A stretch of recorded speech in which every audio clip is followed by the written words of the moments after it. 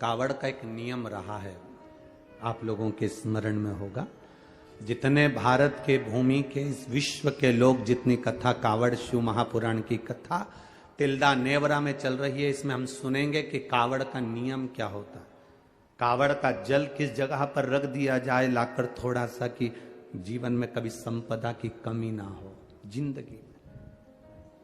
कावड़ का एक नियम होता है कि कावड़ को ये कंधे से ये कंधे पर रखना है तो सिर के ऊपर से कभी नहीं लिया जाता। कावड़ का एक नियम है। कावड़ को इस कंधे से इस कंधे पर लाना है तो सामने से लाया जाता है, पीछे से लाया जाता है, पर सिर पर से बार कर उसको वापिस नहीं लाते, सिर पर से बार कर। कावड़ का एक नियम होता है, जिस नारी का जिस व्यक्ति की संतान नहीं होती है उसको कावड़ यात्रा करने से पहले अपनी गोदी में धान चावल को भरना पड़ता है। गोदी में उसको जब तक महादेव के दरवाजे तक नहीं चली जाती जब तक उसकी गोदी में वो धान चलते चलते उसकी झोली में वो हिलता रहता है।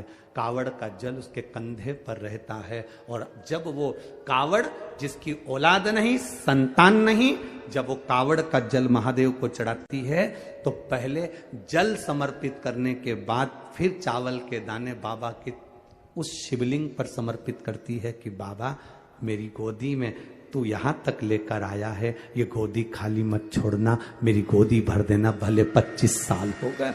कावड़ यात्रा का नियम है, सिर पे से बार कर वापिस नहीं आती, सम्मुख से कावड़ निकल जाती। लंकाधिपति रावण को सुध पड़ी जब तुमरुका जी ने कहा जाओ लंकेश, अगर तुम चाहते हो कि शंकर के शरीर में गंध पहुंची है उस विष की गंध को समाप्त करना है तो तुम जाकर महादेव को जल अर्पित करो सावन के महीने में। उसी को हमारे यहाँ कावड़ कहा।